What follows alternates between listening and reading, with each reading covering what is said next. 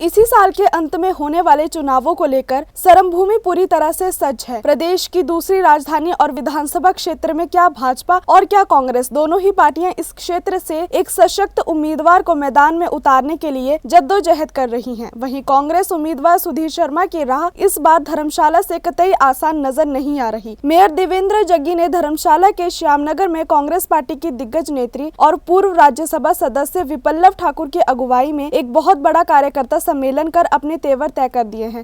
जिस तरह से हालात चल रहे हैं, हमें कार्यकर्ताओं की जरूरत है जो इस पार्टी के लिए लड़ने मरने के लिए तैयार हो जाए, पीठ दिखा के भागे नहीं। हमें ऐसा नेता चाहिए, ऐसे लीडर चाहिए।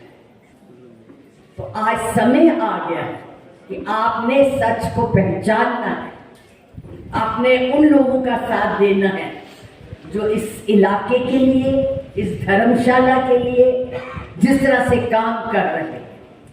मैं आप लोगों की भावनाओं को आज से नहीं, क्योंकि मैं भी यहीं की रहने वाली हूँ, मेरा घर नरवाना खास में है, मेरे तो सामने ही एनजीओ चल रही थी, मैं सब जानती हूँ कौन किसका हितैषी है, कौन जनता के लिए है, कौन अपने लिए है, ये पता है।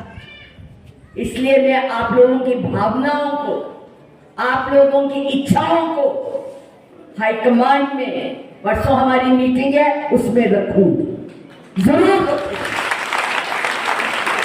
क्योंकि मैं समझती हूं अगर हमने कांग्रेस को मजबूत करना है, अगर सरकार लानी है, तो हमें मेहनती, कर्मठ, ईमानदार, सच्चे और जो समर्पित है इस पार्टी के लिए, उनको आगे लाना है।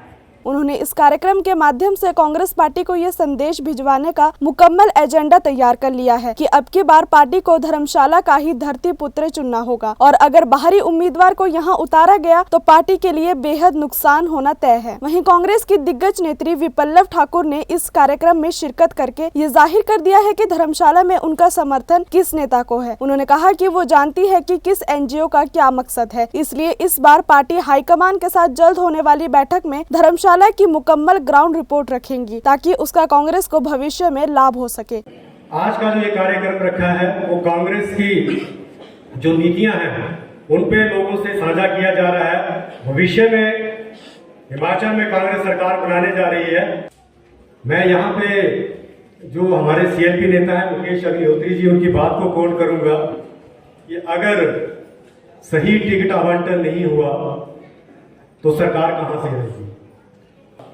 कि जब तक कांग्रेस पार्टी सही कैंडिडेट नहीं देगी तब तक सरकार, कांग्रेस पार्टी को सरकार बनाना मुश्किल लगेगा। कि वो जमाने चले गए जब कांग्रेस के नाम पे वोट पड़ते थे।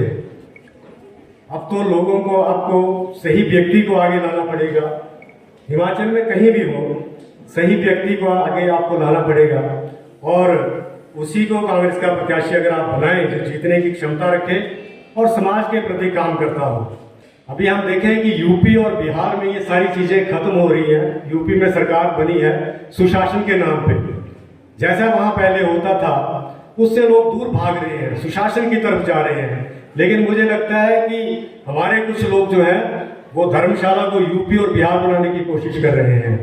धर्मशाला में ऐसी चीजें पहले कभी हुई नहीं है कि यहाँ पे हर पार्टी के पोस्टर लगते हैं, हर पार्टी दूसरी पार्टी का सम्मान करती है, होर्डिंग लगते हैं। लेकिन ये पहली बार हो रहा है यहाँ धर्मशाला में कि लोग कांग्रेस पार्टी के जो होर्डिंग और पोस्टर लग रहे हैं वो उनको फाड़ा जा रहा है और उस पर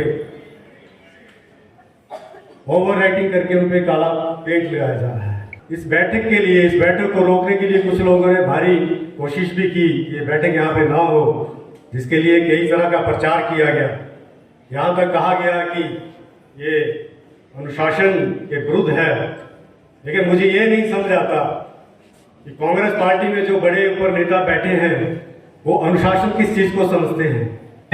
क्योंकि लोकतांत्रिक पार्टी है और सबका ये राइट है कि वो इलेक्शन लड़ने के लिए विधानसभा का आवेदन कर सकता है।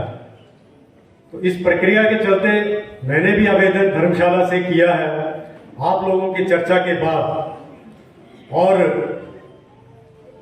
ये भी एक आज के एजेंडे में था कि आप लोगों से चर्चा करके कि हमने भी वहां पे आवेदन किया है, अगर आप लोगों का सहयोग हमारे साथ है तो कृपया हाथ खड़ा करके हमें आशीर्वाद दें।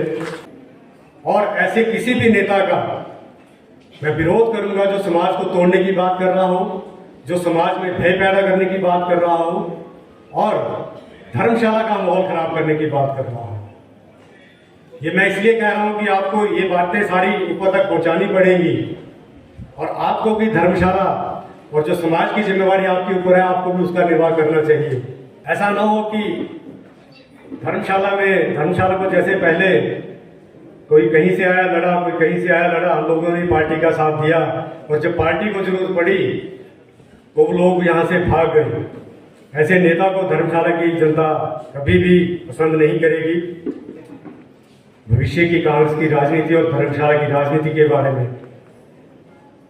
इसलिए आपसे गुजारिश है कि हम सभी एकजुट होकर ये आवाज मैडम के माध्यम से दिल्ली पहुंचाएं कि सही व्यक्ति को कांग्रेस की बागडोर दी जाए। जिसको भी का मतलब ये नहीं कि बाहर वाले को देगी या किसी ऐसे व्यक्ति को जो समाज में भय रखता हो। उसके अलावा कांग्रेस पार्टी जिसको भी टिकट देगी हम उनके साथ रहेंगे, उनका साथ निभाएंगे। आप सभी का बहुत बहुत धन्यवाद। आप लोगों ने मेरी बात सुनी और मैडम, आप लोगों की बात मैडम तक पहुंचनी चाहिए कि मैडम हमारी ये बात दिल्ली तक पहुंचाए। एक बार फिर आप लोगों का धन्यवाद। N1 लाइव की स्पेशल रिपोर्ट।